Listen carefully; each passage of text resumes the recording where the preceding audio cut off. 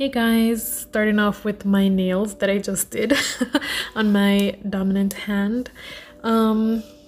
These are some crushed shells from that thing. I just crushed them finer.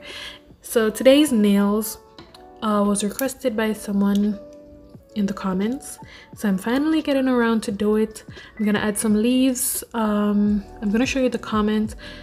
And these are some caviar beads that I might put in. So they wanted some steampunk nails.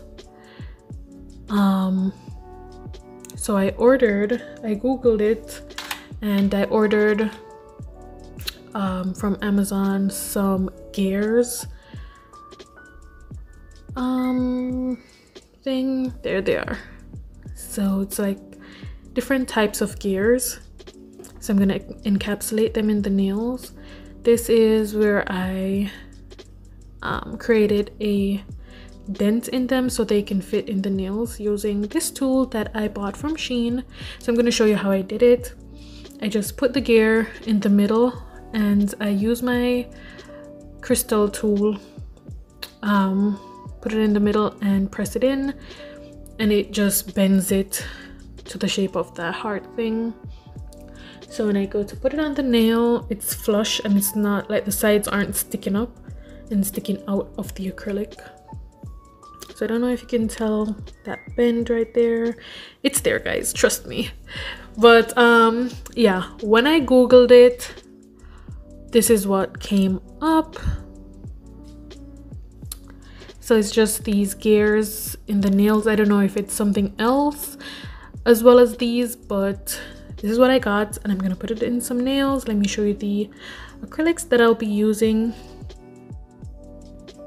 So I won't be showing you the shaping or filing in this video. I'll just show you the application, skip to top coat. And for my application, as I think I mentioned, it's in real time. And guys, I was doing one bead, okay? Props to me. I mean, the beads dried out and I had to, you know, whatever, but it's an acrylic fade. That's why I started at the cuticle instead of in the middle of the nail. So yeah, I started at the cuticle, worked my way down, and I left that little space at the tip for the glitter fade that I'm gonna be doing. And I think this part is so satisfying, but guys, just watch. If you enjoyed this video, hit the like button, remember to subscribe, and I'll see you in my next one. Bye bye.